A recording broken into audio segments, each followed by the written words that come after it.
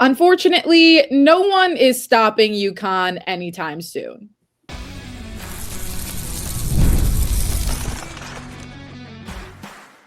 You are Locked On Women's Basketball, your daily podcast on women's basketball. Part of the Locked On Podcast Network, your team every day. Hello, everyone, and welcome to Locked On Women's Basketball. Alongside me is the Golden State Valkyries analyst, Sophia Jones. I'm Clea Butler, the sideline reporter for the Chicago Sky. And we want to thank you for making Locked On Women's Basketball your first listen of the day. And thank you for making Locked On the #1 sports podcast network. If you haven't already, go check out our new Everydayer Club. It's the link for is lockedonwomensbasketball.supercast.com. There you'll be able to access all of our podcasts ad-free, which will be very exciting for you because you won't have to listen to us talk through some of these, you know what I mean? So if you're interested, feel free to go and join, and we appreciate you for making us your #1 listen of the day. In terms of what we are chatting about today in the world of women's basketball, we're going to get into some Unrivaled recap from what we saw last night. And there was a little spiciness that happened once again from somebody that you could probably anticipate. Some ranked games that happened that turned out to be some pretty good ones. But first of all, UConn is top dog. And I think we all know this. Unfortunate for people that aren't UConn fans who are trying to maybe think of what your national championship journey may look like as we approach March. But fortunate for UConn fans because nobody's even getting remotely close. They are consistently blowing out teams. They beat Notre Dame yesterday, 85-47. And it was a little bit more competitive towards the beginning of the game. By halftime, it was 32-23. The Huskies were still leading.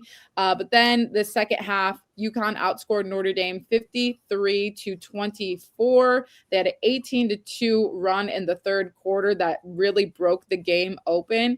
And it was just kind of all Huskies from there. And when we're talking about specific Huskies, Sarah Strong anticipated 18 points, 11 rebounds, three assists, 3 steals, and 3 blocks. She also hit her 1,000th point of her career. And mind you, she is just a sophomore, so she is becoming one of the fastest players in school history to reach the mark. Yeah, she hit that milestone in only 59 games. The only other 2 Huskies that reached the milestone in fewer games were 2 of them, Paige Bueckers and Maya Moore. Extremely elite company for Sarah Strong to have her name in the conversations of those, like we said, only as a sophomore. But UConn is just looking so strong with Sarah Strong at the helm. She does everything on the floor for them. Whatever you need from her, she can do it. I think her IQ is something that has only progressed throughout the course of the season.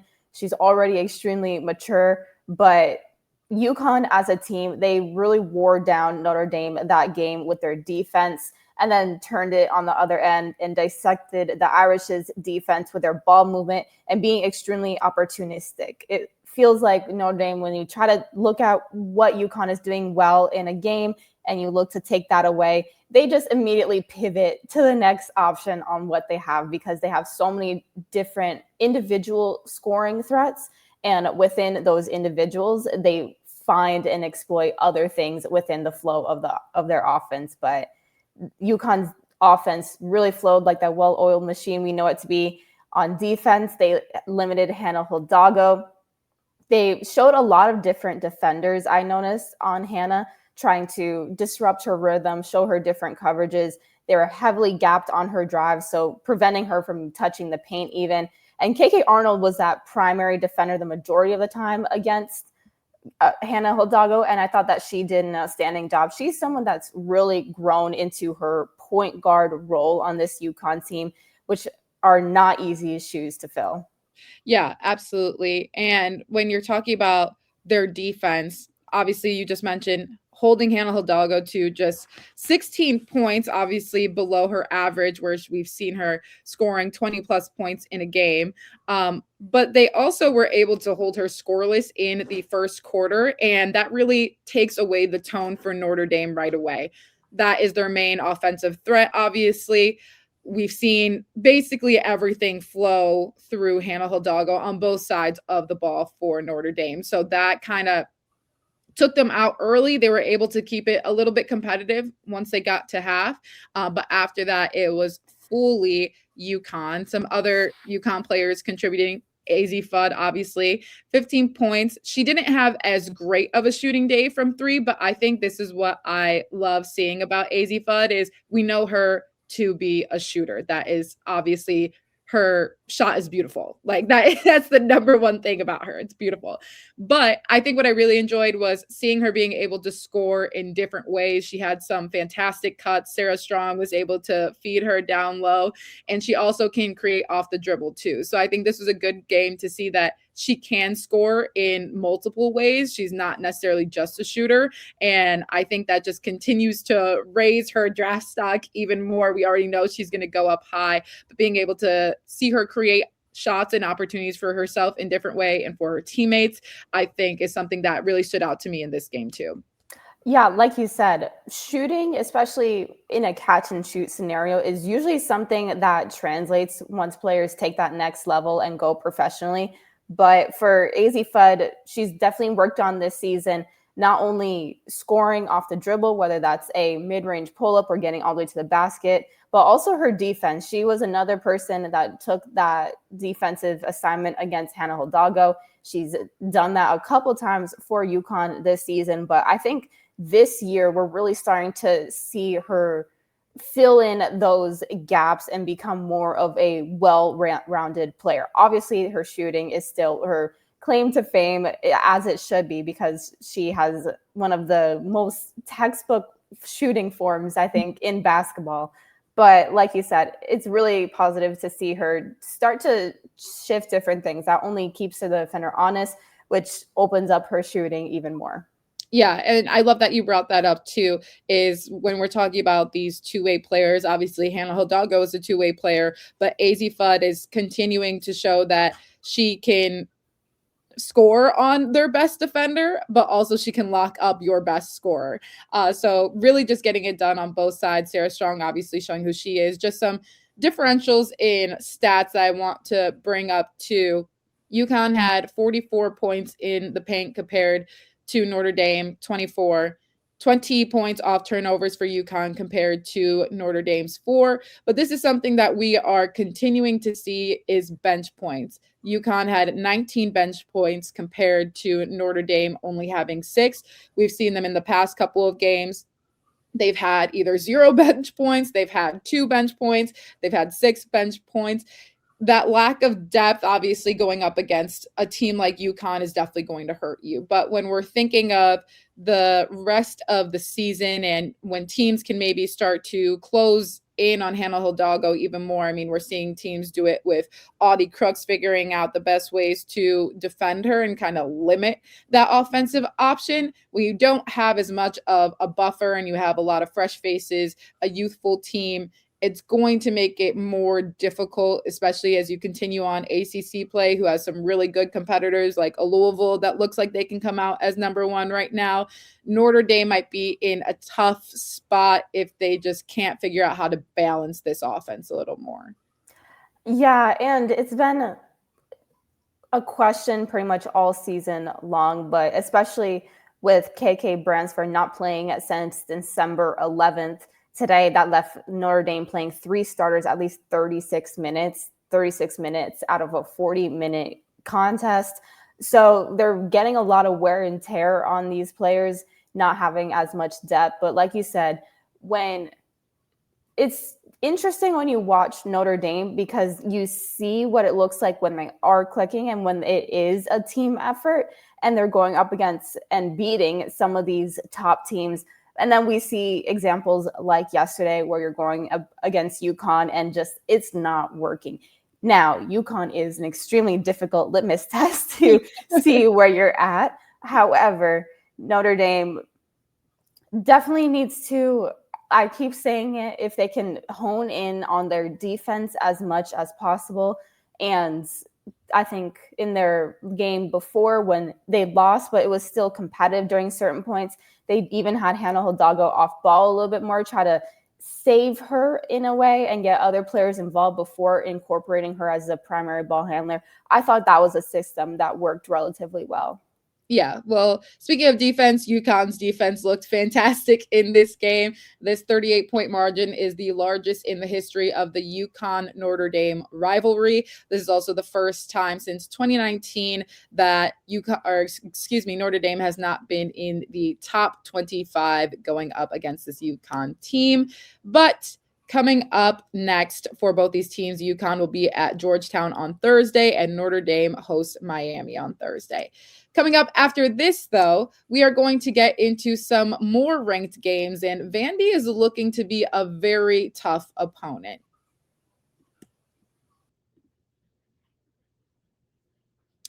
New year, new systems. This is the time when a lot of us look at the messier parts of how we run our businesses and think, there has to be a better way. And there is. Streamlining your communications is one of the quickest upgrades you can make. That's why today's episode is brought to you by Quo, spelled Quo, the smarter way to run your business communications. I love how simple Quo makes everything. Your whole team can call and text from one shared business number, so nothing gets missed. Make this year where no opportunity and no customer slips away. Try Quo for free, plus get 20% off your first 6 months when you go to quo.com/lockedonnba. That's quo.com/lockedonnba. Quo, no missed calls and no missed customers. It's 2016, and if you're still paying rent without Built, it's time for a change. Built is the loyalty program for renters that rewards you for your biggest monthly expense, and that would be rent. With Built, every rent payment earns you points that can be used towards flights, hotels, Lyft rides, Amazon.com purchases, and just so much more. Something that I'm excited about is starting next month, Built members can earn points on mortgage payments for the very first time. So soon you'll be able to get rewarded wherever you live and unlock exclusive benefits with more than 45,000 restaurants, fitness studios, pharmacies, and other neighborhood partners. Personally, I would redeem my points for Amazon because my cart is always full, and I love how quick and easy it just comes straight to my house. So paying rent is better with Built, and soon owning a home will be better with Built too. Earn rewards and get something wherever you live.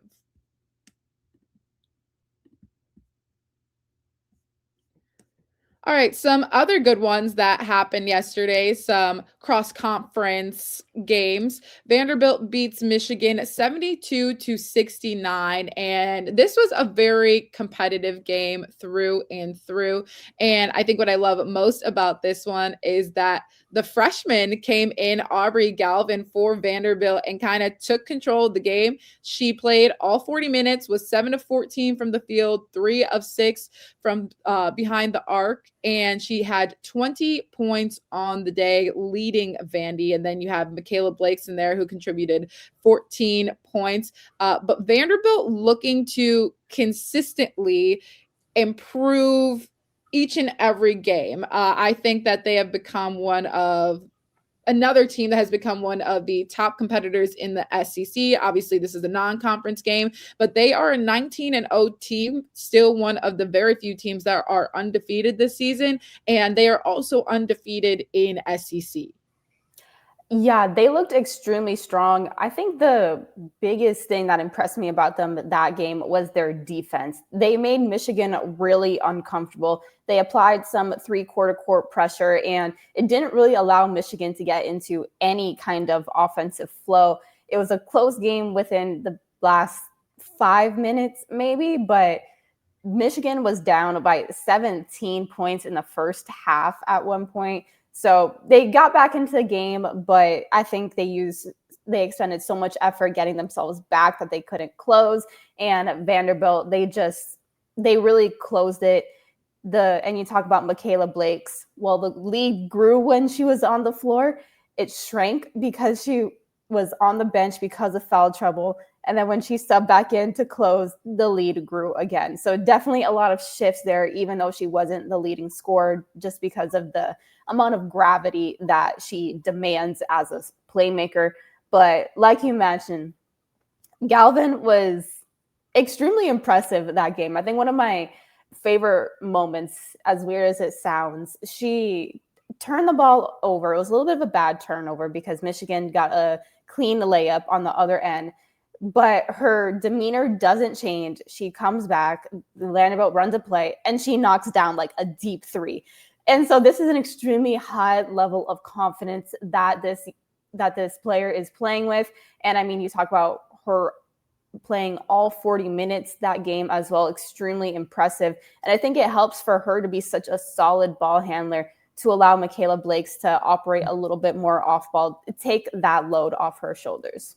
Yeah, and I think coming in as a freshman and being able to do this too is so impressive. I have watched Aubrey Galvin play. She went to high school in Illinois, and I was working one of the IHSA, which is the state games, and her team was in it. And I think that's something that really stood out to me about her as well, is just the poise that she had on the court, no matter how the game was going, her own personal performance. She had so much poise and just kept her head in the game. And like you just mentioned, she had a turnover, but the very next play, she's going to do something good. She's constantly going to redeem herself.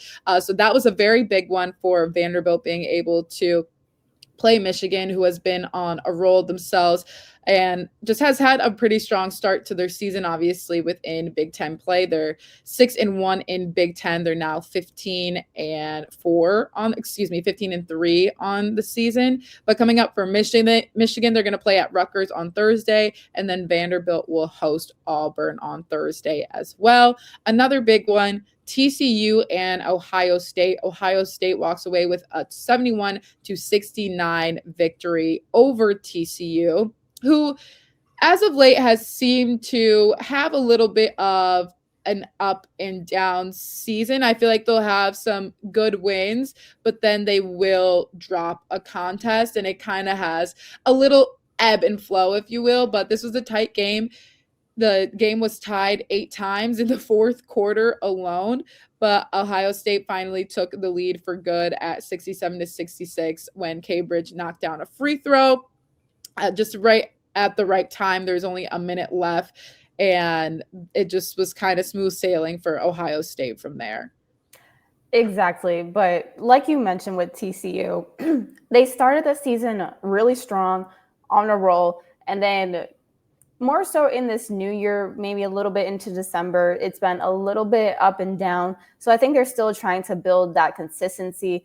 Again, even when you're bringing in a player like Olivia Miles just this season, it can take a minute to fully develop the team chemistry on the spot, which I think is still something that's being worked through. But Olivia Miles still looked really solid that game. She finished with 24 points, 11 rebounds and 7 assists, also a block and 2 steals. So showing that really a complete game. But for Ohio State, it was Chance Gray. She finished with 22 points.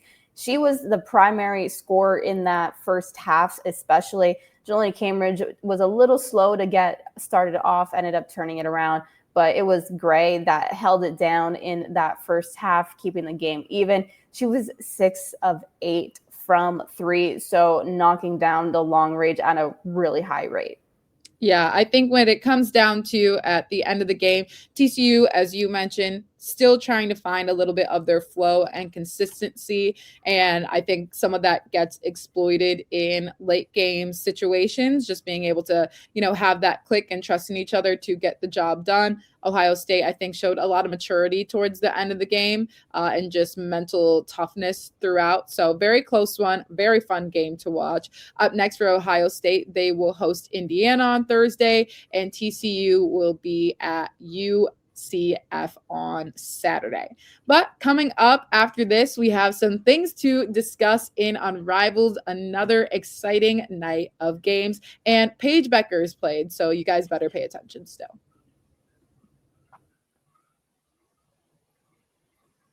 Tax season doesn't have to take over your life. This year, TurboTax is making it easier than ever to just hand things off and move on with your day. With TurboTax full service, you can have your taxes done for you by a trusted local expert start to finish without the stress or the guesswork.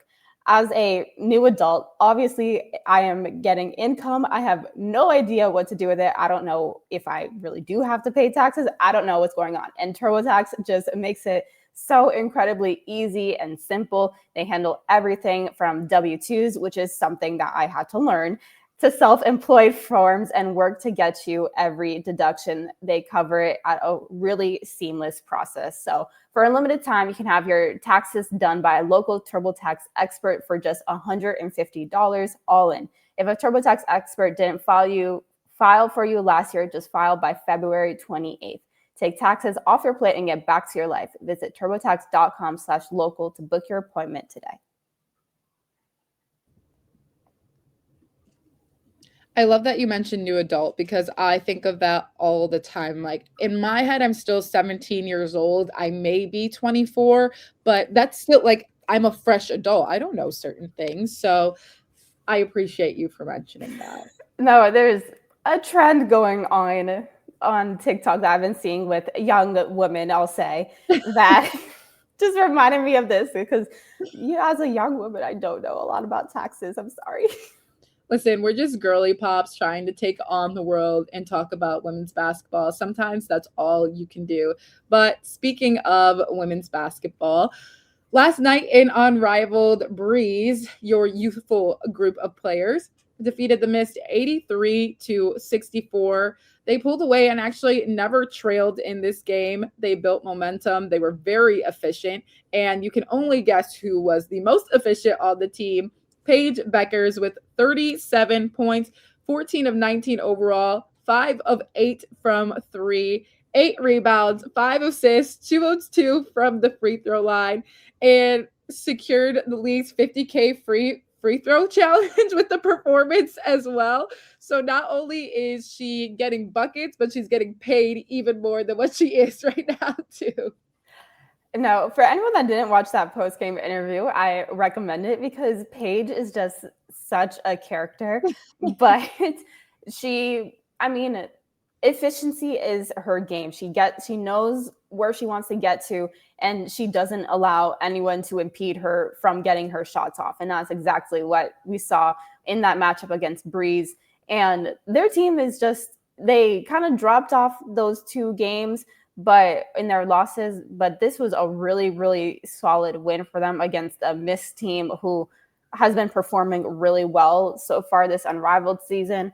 I think that even aside from Paige's scoring, we talk about those 5 assists, that connection between her and Dominique Malonga has really blossomed in the 5 games that they've played. You can tell that Paige's head and eyes automatically go up when Dom is running the floor or she's in a pick and roll action with Paige, because she is constantly looking for her and understands the advantage that Dom Malonga has over a lot of other bigs in the league. But Malonga finished with 16 points and 15 rebounds as well, so cleaning up the boards. Rickea Jackson added in 10 points, and Cam Brink, 18 points. I'm really happy to see her development and coming along. I think for Brink specifically, it's extremely difficult, having done it myself, coming back mid-season from a major injury like an ACL.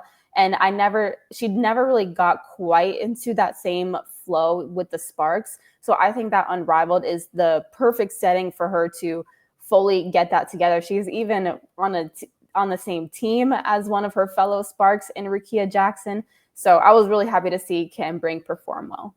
Yeah, I feel like we're getting the college Cameron Brink back. You can tell each game she's slowly starting to get a little bit more comfortable. She's coming back from that injury, as you mentioned. She can finally play a full slate of games, get into her rhythm, and you can tell the whole team is comfortable with each other as well. They're really meshing and flowing, and you can just see from their ball movement, the way Paige is constantly looking for her teammates as she's not creating her own shot. I mean, everybody was getting it done, even Rickea Jackson too, who had 10 points. So essentially the whole team scored in double figures. So big one for the Breeze. They are going to be dangerous to continue going up against. But another good one, the Lunar Owls finally catch a break in this league. They win 68-57 over Vinyl. Marina Mabry had the game-winning shot. She hit a 3, but things were getting chippy between her and Courtney Williams for a little bit. And I think it was funny because on the broadcast, nobody actually sounded. First, let's backtrack. Everybody anticipates Marina to start getting angry about some things, especially if she's being very heavily guarded. And Courtney was on her. Let's say that. Courtney Williams was on her in this matchup. And I think the broadcast made me laugh because nobody was like concerned about really anyone like swinging on each other or something. Like, yeah, they're going to go tit for tat a little bit, but they were just like, this is what we love to see. These are, high competitive players. They're going after each other. And that it's all love at the end of the game. You guys are going to go up against each other. You're basically all living in like it's like a college campus at this rate. You're in Miami, you're having fun. And then you go compete against each other. All is well afterwards. But I think the Lunar Owls kind of need that fire from Marina Mabry because they're currently 1-4. They're trying to climb their way back up. Obviously have dealt with some injury. They have Skylar Diggins back in, which has been very helpful. But Marina Mabry has essentially carried the weight for this team basically every game. She had 31 points in this one, was 10 of 22 from the field, 6 of 12 from 3, was perfect at the free throw line, and had 9 rebounds. Her and Aaliyah Edwards have really kind of carried the weight in terms of Aaliyah Edwards has helped her out a lot. She had 13 points, but she also had 18 rebounds. They have kind of been the tandem that is trying to fight through every single game. But that was a good one and nice win for the Lunar Owls to finally try and get back on track. They finally got their hootie hoos in. And like you said, it was Mabry and Edwards carrying the majority of the load that game. But I thought the people around them, so like Beck Allen, she and Rachel Banham, Temi Fagmenley specifically, they just came in and did what they needed to do. You get those also additional points. And even though you don't need any more, but a competitive fire from Skylar Diggins, and she's only going to get more accustomed. So I think for the Lunar Owls, they'll be all right. Losing Fee is a major blow, but they have too much talent on that squad, especially going up against a Vinyl team who has some really heavy hitters as well. This was a really solid win. I was happy to see them get there first. Yeah, I think this can just be a confidence boost for them. Not that they really lack any of it from the characters that they have on their team, but a confidence boost to try and fight their way back in. But that'll do it for us today on Locked On Women's Basketball. Thank you so much for joining us, and we will see you guys again